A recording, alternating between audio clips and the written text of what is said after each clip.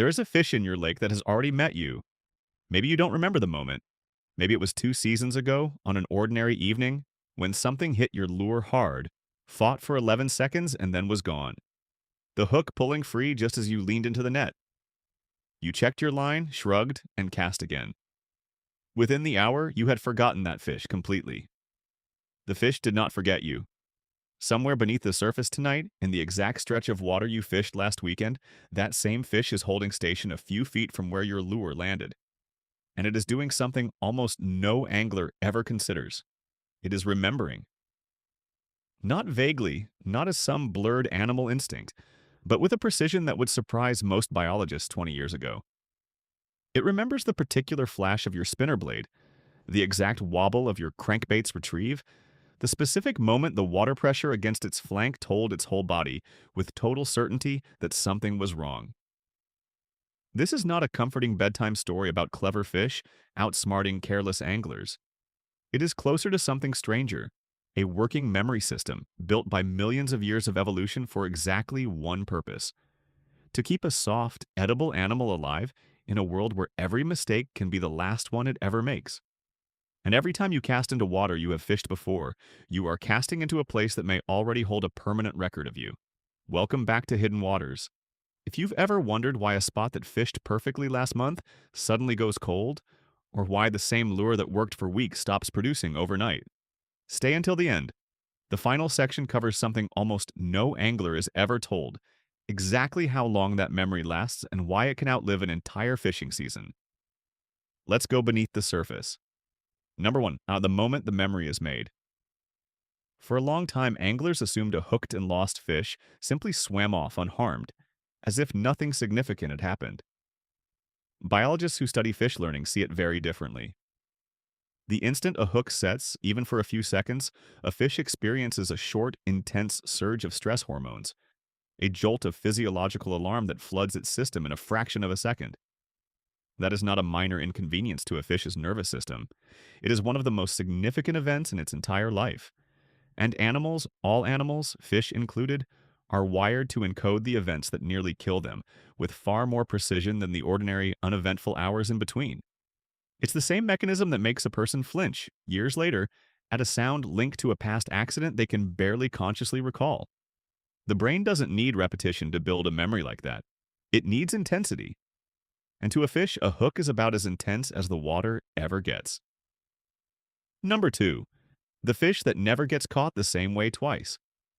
In the 1970s, a Dutch biologist named Jan Bukema ran one of the quietly devastating experiments in the history of angling science. He caught carp from a controlled pond using ordinary bait and tackle, tagged them, and released them unharmed. Then he kept fishing the same water week after week. The carp that had never been caught took bait readily, exactly the way carp are supposed to behave in every angling guidebook. But the carp that had been hooked even once became dramatically harder to catch a second time. Some avoided that specific bait entirely for the remainder of the study, sometimes for many months. They were not slower, weaker, or less hungry than the naive fish sharing the same pond. They were carrying something the others didn't have. What made Bukema's results so striking was how little it took to create that effect. Not repeated punishment, not a season of near misses. A single encounter was enough to permanently change how an individual fish approached food for the rest of its measured life. Later, researchers repeating similar experiments on different waters with different bait types kept finding the same pattern. The gap between an easy fish and a hard fish very often comes down to one thing: whether it has already been caught. If you've ever heard an old angler describe a lake that used to fish easy before it got pressured, this is very likely the real biology behind it. Not a smarter population of fish overall, a population with a growing number of individuals who now remember. Number 3. What the fish actually remembers. This is the part most anglers get wrong. A fish does not store the memory of a spinner the way you might remember a photograph. Its brain doesn't encode pictures the way ours does. What it builds instead is closer to a signature, a specific combination of vibration frequency picked up through its lateral line, the exact flash pattern of light off a blade or a particular finish, and very often, faint taste or scent, compounds absorbed from the water in the seconds before the strike. That signature is oddly precise. It's why the same lure in a different color, fished at a different depth, or retrieve speed can sometimes still fool a fish that refuses everything resembling the exact bait that hooked it before. And it's also why, if you throw that very same lure at that same speed into that same spot, you are, from that fish's point of view, replaying the worst afternoon of its life almost exactly, detail for detail. Number 4. How long the memory actually lasts. There is a persistent myth that fish have a memory of only a few seconds. It has been repeated so often in classrooms and casual conversation alike that most people accept it without ever questioning it.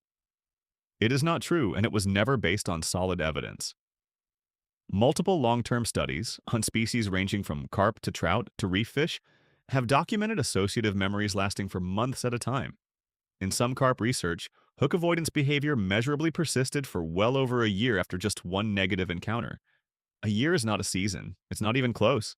It means the wary fish holding at the edge of your favorite swim this spring may be carrying a memory from 2 summers ago, long before you ever crossed paths with it.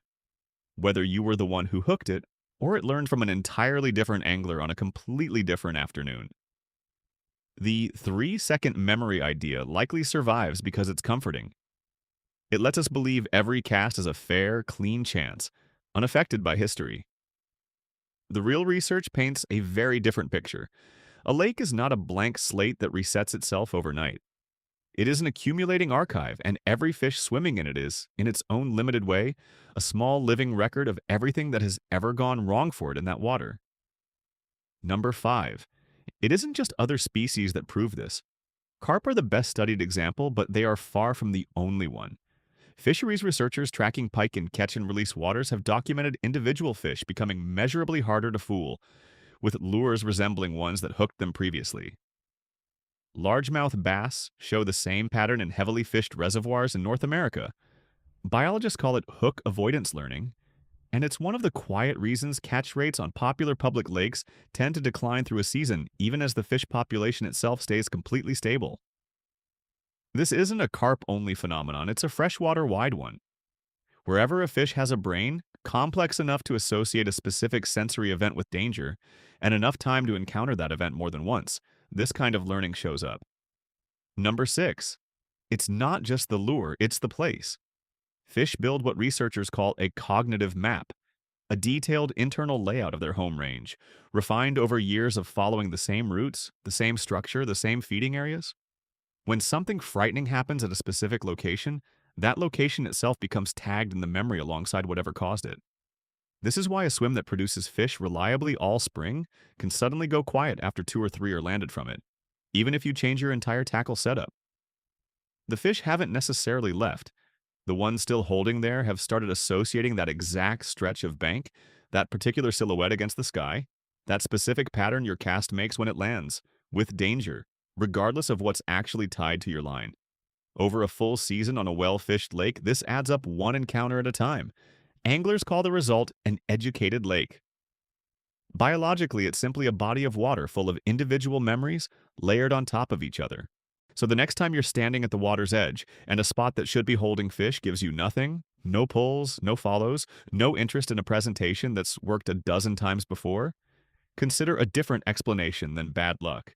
Consider that somewhere beneath that flat, unreadable surface, a fish that met you before is watching the exact same lure come through the water again, and choosing with total clarity not to make the same mistake twice.